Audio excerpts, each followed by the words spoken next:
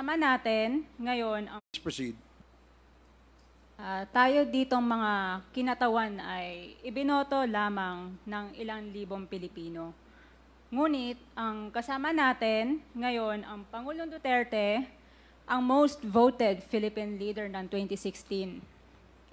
At ang kanyang anak, Vice President Sara Duterte, ang most voted Philippine leader naman ngayong 2022. I would like to manifest na gusto ng sambayanang Pilipino ang pagdurog niya sa mga kriminal, durugista at NPA na terorista. Kaya sila ibinoto at patuloy na mahal ng mga Pilipino.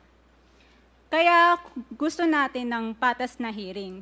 Sana sinama natin dito ang libo-libong mga magulang na ang mga anak ay biniktima ng mga durugista.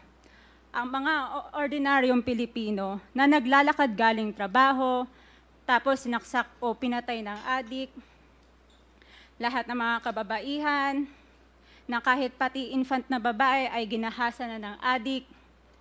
Libo-libo rin ang kanilang mga magulang at mahal sa buhay na wala dito ngayon. Awang-awa ang mga Pilipino sa mga inuseteng pamilyang na ito, kaya niluklok ng bansa ang Pangulong Duterte.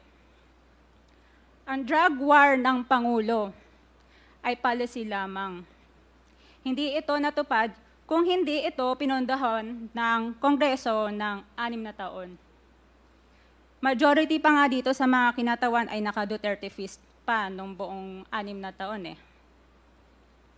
Ang Duterte Youth Party List po ay patuloy na naninindigan sa Pangulong Rodrigo Duterte at pangalawang Pangulo, Sara Duterte, na naglingkod ng maayos, dumurog sa mga durugista, kriminal at NPA na terorista para proteksyonan ang milyon-milyong Pilipino.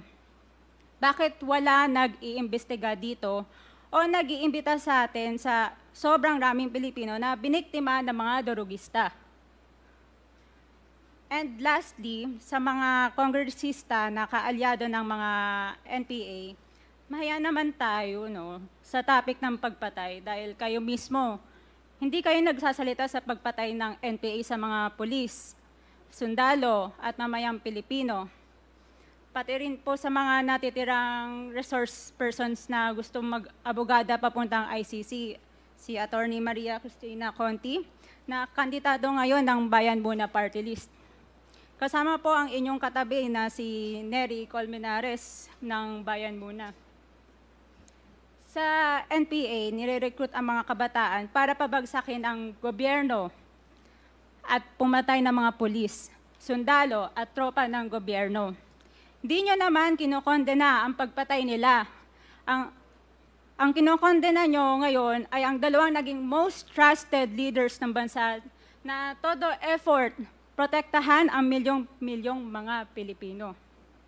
In support sa advocacy sa Pangulong Duterte, ang Duterte Youth Party List ngayon, Kongreso ito, ang kaisa-isang nagpapanukala ng pagbalik ng death penalty para sa mga rapist, kidnappers, durugista at terorista.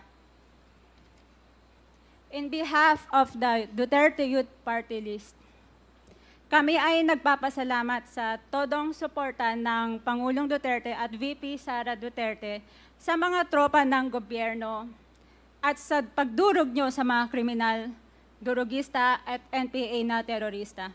Yun lang po. Maraming salamat po, Mr. Chair, at magandang gabi po. Thank you, Congresswoman.